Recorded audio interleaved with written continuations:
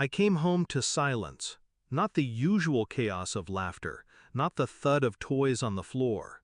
Just silence, broken by muffled sobs. My kids sat on their beds, except their beds weren't in their rooms anymore.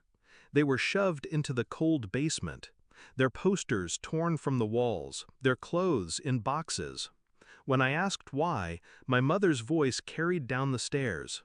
"Your brother's son deserves the upstairs. He's the future of this family. Your kids will adjust." My children looked at me, waiting for anger, for rage, for something. But I only smiled and whispered, "Pack your bags." They didn't know what was coming. None of them did. It wasn't the first betrayal. Growing up, I was the placeholder, the shadow standing next to the favorite child, my brother. He was the golden boy. Straight A's, praised. Failure, excused. Me, invisible. When I had kids, I thought things might change. Surely they'd see innocence in small faces. Surely they wouldn't repeat history. But I was wrong. It started small. Gifts for my brother's son, nothing for mine.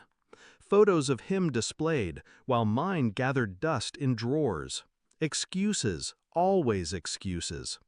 And now they had moved my children, flesh of my flesh, into a basement like they were unwanted guests. That was the last line they would ever cross.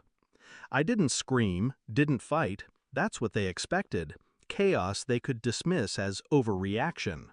Instead, I went upstairs, kissed my nephew on the head, and told my brother's wife the rooms looked lovely.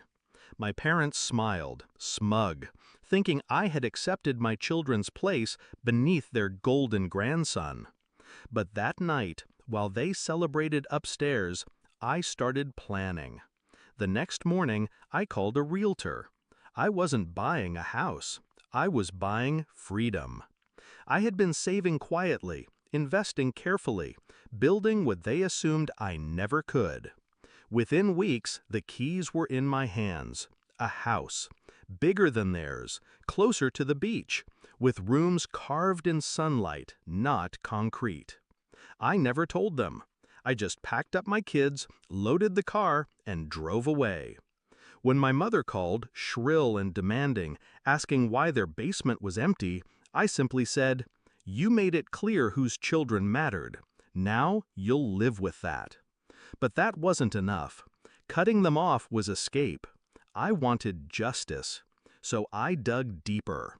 The family business. My father still ran it like a king, convinced his empire was untouchable.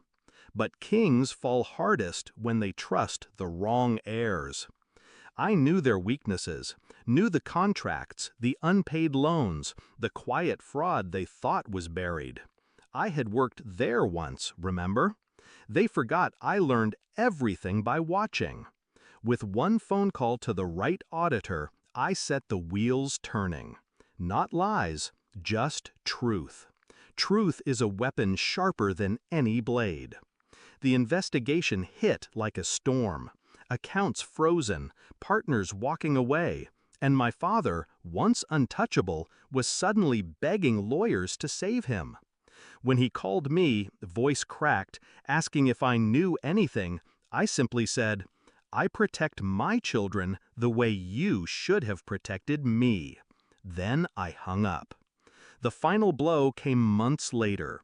We were invited to a wedding, a cousin's. The family gathered, still pretending nothing had changed. My parents avoided me, avoided my children. But whispers of their downfall spread through every table. At dinner, my brother boasted, as always, about his son.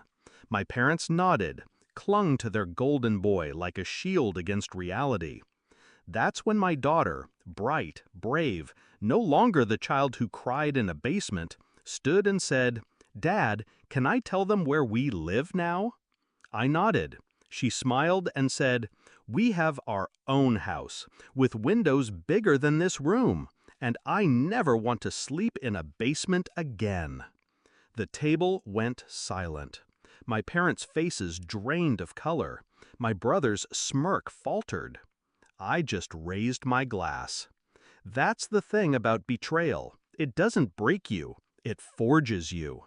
They thought they could bury my children in the dark. Instead, they lit a fire in me that burned their kingdom to ash. Now, when I walk through the halls of our home, hear my kids laughing in rooms filled with sunlight, I feel no regret, only clarity. They taught me what family should never be. And in return, I taught them what happens when you mistake silence for weakness. The last time my parents called, begging to see the kids, I listened quietly. Then I said the same words I whispered that night in the basement. Pack your bags. But this time, I added, and don't come back.